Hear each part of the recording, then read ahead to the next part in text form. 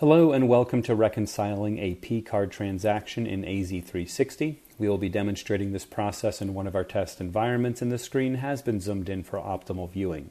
In our training scenario, a user needs to reconcile a P-card purchase that is ready for payment using the Unprocessed Procurement Card Activity or PRCUU page. As part of this reconciliation, the user will also be adding an accounting line to reflect two sources of funding for the payment. To get started, we will navigate to the global search menu at the top of the screen, click the expand caret, and ensure that page code has been selected. In the global search field, we will type in PRCUU, and will then select Unprocessed Procurement Card Activity from the drop-down that generates.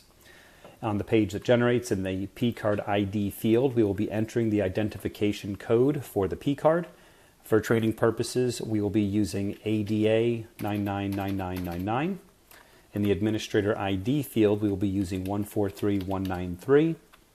In the cardholder name field, we will enter the name of the user assigned to reconcile the P-card, in this case, Joe Smith.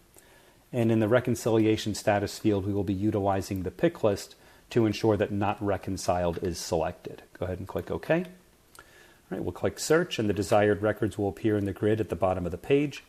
Notice that the records do not contain any attachments. When an attachment is complete, a number will appear next to this paperclip icon. Okay.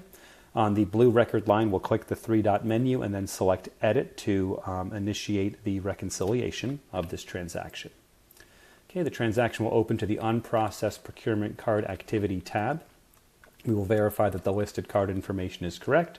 You might want to verify things along the lines of the card number, the P-card ID, the cardholder name, that type of thing.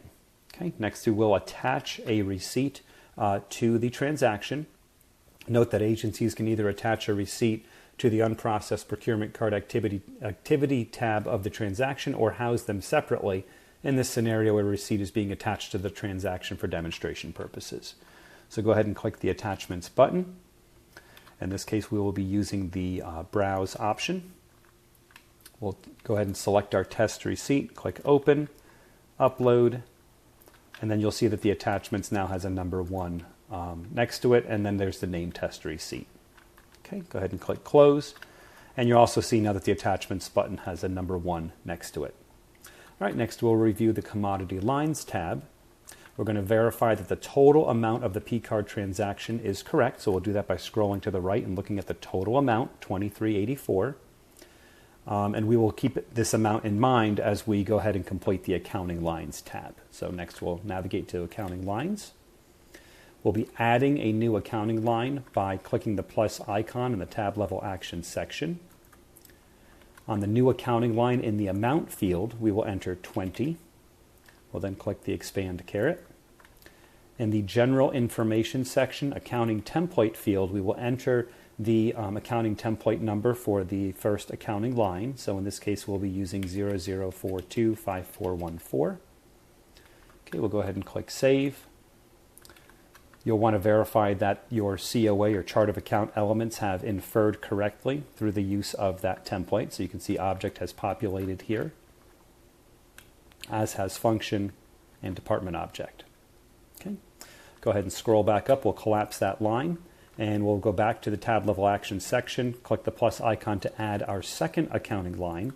In this case, we will enter $3.84. Again, it has to equal the amount of the Commodity Lines tab, where the total amount was $23.84.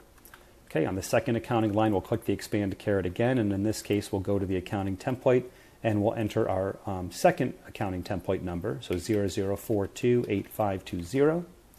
And again, we'll go ahead and click Save.